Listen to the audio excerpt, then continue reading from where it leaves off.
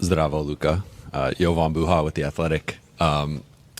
Just kind of following up on that, how do you see you and LeBron specifically, just the two-man game between you? You both can screen for each other, hit guys out of the short roll, create playmaking opportunities. Just how you guys both see the game. Very few can see it that way. Like, how do you see that fit from a passing, playmaking, and just two-man game perspective? Yeah, I think we both make our teammates better. I think our IQ is very high, so I think that's going to help everyone. It is a official, if you will, big game. I like that. Russell Westbrook, a Los Angeles Laker. The biggest free agent story of the summer just ended. Luka Dončić, the NBA's crown prince, has agreed to a historic Supermax extension to stay with the Dallas Mavericks. In Los Angeles, the reaction should be one of strategic planning. Instead, it has triggered a code red crisis inside the Lakers' headquarters. According to league sources, LeBron James's camp has delivered a chilling, private ultimatum to the Lakers' front office in the wake of the Luka news. If you cannot build a roster that can compete with him for the rest of my career, then you cannot build a roster for me, period. This isn't a request, it's a threat, and it means the Lakers, just hours after Luka's decision, are now fighting for their own survival. This is the story of the ultimatum that could end the LeBron era in Los Angeles. The announcement was a formality. Luka Dončić signing a 5-year, $367 million Supermax extension with the Dallas Mavericks. Across the league, it was met with nods, the expected move securing a franchise cornerstone.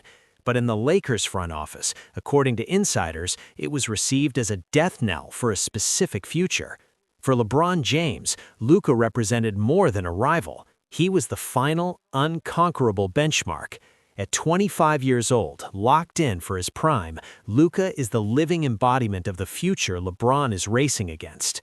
He is the player who publicly humiliated him, the one whose rise signals the definitive close of LeBron's own era of absolute dominance.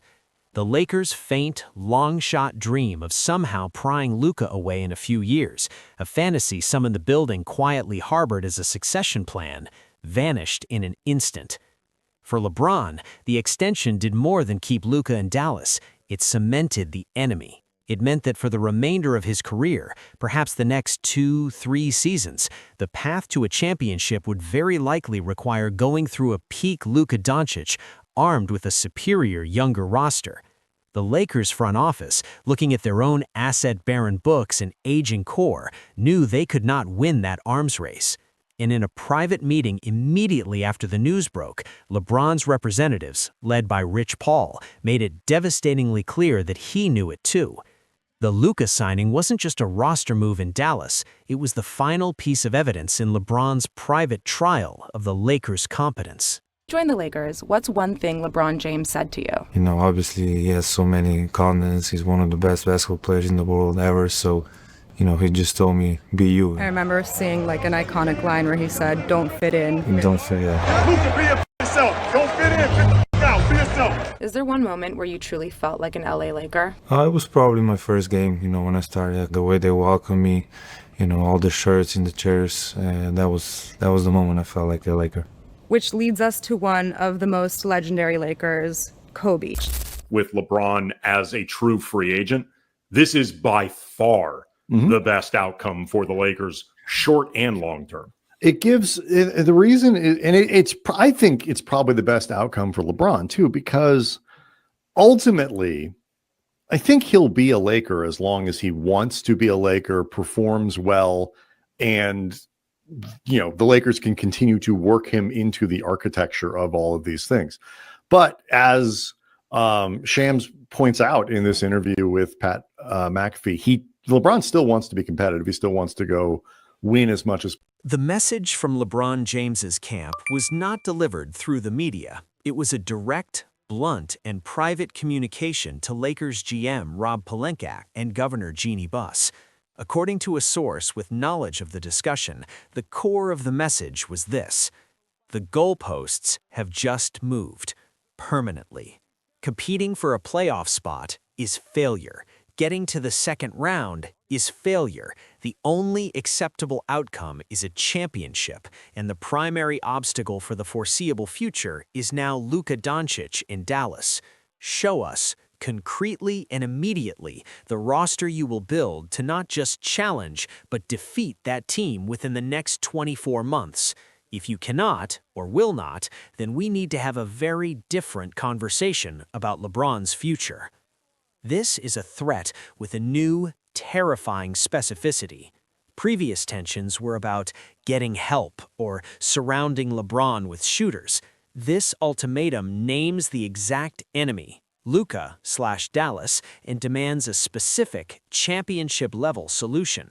It moves beyond vague dissatisfaction into a perform-or-else business negotiation. The subtext is even more damning. By framing the demand around beating Dallas, LeBron's camp is highlighting the Lakers' most glaring self-inflicted wound, their complete lack of future trade assets. They have no promising young players on rookie contracts to package, and their valuable draft picks are years away. How can they possibly acquire the multiple high-level pieces needed to build a Luka beater when they have nothing to trade? The ultimatum isn't just a demand, it's a trap that forces the Lakers to admit their own catastrophic mismanagement over the last 5 years. They are being asked to solve a problem they created with tools they sold off long ago. Defensively. So that's where the whole thing is at, is be patient. Be patient. JJ Redick, the new Lakers ownership that's coming in, the ownership group with Mark Walter, Andrew Friedman, all those guys, you understand, they got a plan. They have a plan going into this Lakers team.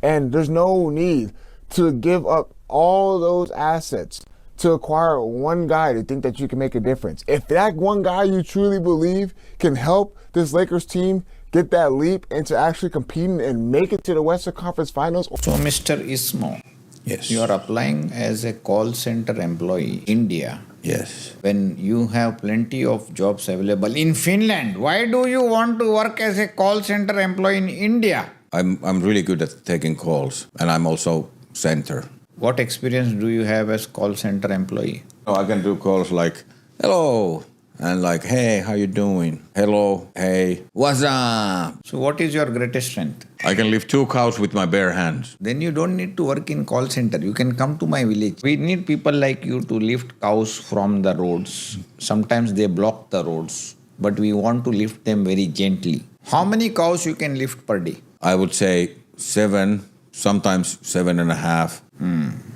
It is not enough. What is your greatest weakness? Well, I actually broke my back lifting cows. Faced with this ultimatum, the Lakers front office has entered a state of frantic calculation. The early consensus, according to sources, is a grim realization. There is no credible basketball path to meet LeBron's demand. The financial and logistical constraints form an inescapable prison. The roster core is locked in. LeBron James and Anthony Davis will consume roughly $100 million of the cap next season alone. Austin Reeves and Rui Hachimura, while valuable, are on mid-level contracts that are difficult to move for major upgrades. The core is expensive and aging. The draft capital desert. To trade for a third star to compete with Luka's Mavericks, the Lakers would need to offer a treasure trove of picks. Their cupboard is nearly bare. They can only trade their 2029 and 2031 first-round picks, and even those come with Stepien rule complications. No rival team is giving up a franchise-altering player for that. The free agency mirage. The Lakers have no meaningful cap space. Their only mechanism to add talent is the taxpayer mid-level exception, roughly $5 million, a tool to sign a role player, not a Luka countermeasure. Every proposed internal scenario hits a dead end. Trading Anthony Davis to replenish assets would be basketball suicide and an admission of a failed era. Packaging Reeves, Hachimura, and the distant picks might fetch a very good player, but not the transformational top 10 superstar required to vault them over Dallas. As one league executive not affiliated with the Lakers put it, they're being asked to build a battleship with pocket change and IOU notes. The math doesn't lie. They are functionally incapable of doing what he's asking. The ultimatum, in cold analytical terms, is impossible to fulfill. This means the different conversation about LeBron's future is not a possibility, it is now an inevitability. Of LA's looming injuries, because while it was super apparent on Tuesday night that Luka Dončić and this era of Lakers basketball being the Luka Dončić era, with LeBron on the sidelines, not really acting up at all. You know, there were plenty of Twitter detectives and investigators zooming in on LeBron on the sideline with not so much as a clap or an applaud. In 2001, Paul was wearing a throwback jersey like this one that caught the eye of another traveler, high school hoop sensation LeBron James. What did you see in him? It began with him, wearing a throwback jersey that I, loved. But as we got to talking about sports, we started evolving and even talking more and more just about life and about our upbringing, about our moms and our communities and stuff of that nature. And it just kind of struck a chord. When James entered the NBA, he hired Rich Paul as a right-hand man. Paul went on to work for LeBron's agent and watched, listened, and learned. I understand that you would go into meetings with the likes of Warren Buffett. Being in those rooms is much better to listen than to talk. If you listen, you might actually learn something. In the high-stakes ecosystem of the NBA, a crisis for one franchise is an opportunity for another. The news of LeBron's ultimatum did not stay private for long. The seismic shift in his stance sent a shockwave through rival front offices, and the phones in Rich Paul's office at Clutch Sports reportedly began lighting up with exploratory calls. The pitches, while still in their earliest stages, are beginning to form around two distinct, powerful narratives. The immediate crown pitch, this is the argument from established contenders with a clear, open championship window. Teams like the Philadelphia 76ers or New York Knicks can structure a compelling case. They can offer a roster with another MVP-level star, Joel Embiid, Jalen Brunson, a deep supporting cast, and crucially, a war chest of tradable assets and picks that the Lakers lack. Their message is direct. You don't need to wait for us to build. We are already built. Come here and we will be the favorites. We can give you the roster the Lakers cannot. The legacy cement pitch. This is a more abstract but perhaps more powerful play from a team like the Golden State Warriors or even the Miami Heat. This pitch focuses on legacy and narrative. To Golden State, join Stephen Curry, create the most iconic duo in basketball history, win a ring where no one thought it was possible, and forever change the story of both your careers. To Miami, come home, finish what you started, win a final ring in the place where you first became a champion, and secure your statue. These pitches sell a storybook ending that the chaotic, pressure cooker environment of Los Angeles can no longer promise.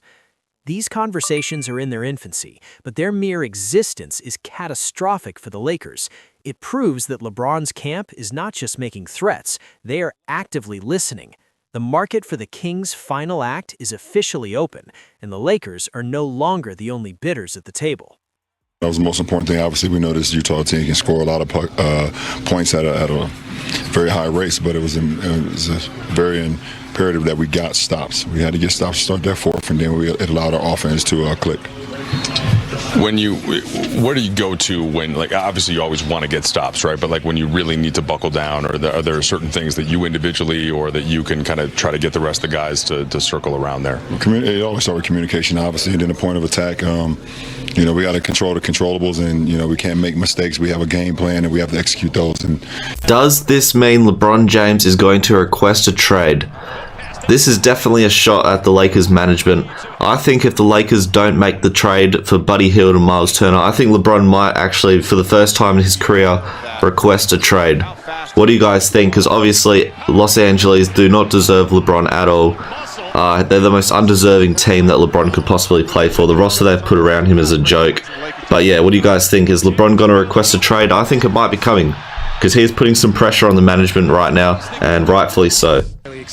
LeBron James has not uttered a public word about Luka, the Lakers, or his future. This silence is not passive. It is the most powerful weapon in his arsenal. His strategy has become transparent to league observers, and it is a masterclass in leverage. Phase 1. The private ultimatum. By delivering his demand privately, he accomplishes 3 things. First, he avoids public villainy. He hasn't quit on the team in the media. Second, it gives the Lakers a chance to save face and potentially act, preserving a relationship. Third, and most importantly, it creates a deadline without a date. The pressure is now a constant, suffocating presence in the Lakers' facility. Phase 2, the controlled leak. The fact that the ultimatum's contents are now widely known within league circles is not an accident. This information was strategically allowed to escape. It serves as a signal flare to other teams. I am open for business, and turns up the external pressure on the Lakers. Every analyst now discussing the Lakers' impossible cap situation is doing LeBron's bidding, publicly validating the very reasons he might leave. Phase 3, the waiting game. Now, LeBron and Rich Paul can simply wait. They will let the Lakers exhaust every futile trade call, every desperate proposal. They will let the front office wear itself out trying to solve the unsolvable puzzle. When the Lakers inevitably come back empty-handed, unable to conjure a Luka beater out of thin air, LeBron's position becomes morally and logically unassailable. He can then say, with credible sadness, "I gave them a chance. They failed. My commitment to winning forces me to look elsewhere." The ultimatum was never truly about the Lakers building a contender. It was about proving they couldn't, thereby justifying his exit without blame. The West is insanely loaded right now. There's so many teams that can surprise you. They have great players, but our only goal is the championship, so we're gonna look forward to that. What are you going to take from your experience with Slovenia and Eurobasket into this season? I mean, Rob Pelinka told me that he really loved seeing the leadership that you displayed. The scoring hadn't been done by a guy since 1989, someone to score that many points. What are you going to take from that experience? Should the Lakers trade LeBron James? They should. This is the best the Lakers have looked since they won the bubble championship. Yeah. Austin Reeves is playing at an all-star caliber level. I would argue that LeBron James and Luka Dončić, their skill sets sort of clash. I don't think they mesh as well as you think. I totally agree with that. They're playing really good hoops right now. DeAndre Ayton, Jake LaRavia, they've been solid ads. I'm not saying the Lakers are winning the West, nor do they have a worse shot with LeBron. But I'm thinking the fallout from this ultimatum, regardless of LeBron's final decision, has already accomplished one irreversible thing. It has completely unmasked the Los Angeles Lakers. The franchise's true state, long hidden behind the glamour of Hollywood and the glow of LeBron's stardom, is now laid bare for the entire league to see. They are not a destination of limitless power. They are a prisoner of their own past decisions. The championship in 2020 did not build a bridge to the future. It burned it. They have no young talent, no draft capital, and no clear path forward beyond the whims of a 40-year-old legend. For the rest of the NBA, this is a chilling case study and a tantalizing opportunity. It proves that even the most iconic brand can be hollowed out by short-term thinking. For agents and rival GMs, the Lakers are no longer feared. They are pitied as a weakened giant, a potential source of scavenged assets like Anthony Davis if the whole structure collapses. Most critically, the power dynamic has undergone a historic final shift. LeBron is no longer merely the Lakers' best player. He is their judge, jury, and potential executioner. He holds a unilateral option to extend their relevance or condemn them to a long, painful, and asset-poor rebuild. The Lakers' future is no longer a plan. It is a plea for mercy. They are no longer partners in his legacy. They are supplicants, hoping he chooses to let them host its final act. So, what was the real purpose of LeBron's threat? It was not a sincere blueprint for the Lakers to follow. It was a ceremonial endgame. LeBron James, the greatest strategist of his generation, used the Luka Dončić extension as the perfect, unassailable pretext to initiate the final negotiation of his career. He has formally presented the bill for the Lakers' years of mismanagement and asset depletion. The ultimatum forces them to confront the bill's total, a sum they cannot pay. The haunting question is no longer, can the Lakers keep LeBron? The question his ultimatum forces the world to ask is far more devastating for the franchise. Why would LeBron James, in the final championship window of his career, choose to stay with an organization that has proven it cannot build a winner around him? By asking them to build a contender he knows they cannot build, LeBron has already written his closing argument for leaving. He is not threatening to abandon the Lakers. He is methodically, silently, building the perfect, defensible case for why he must. The king is not making a demand. He is conducting an autopsy. The floor is yours. Is LeBron's ultimatum a fair challenge or a pre-planned exit strategy? Can the Lakers salvage this, or is the divorce inevitable? Let us know in the comments below. If you want the deepest analysis of the power moves that reshape the league, make sure you're subscribed. This story is the beginning of the end.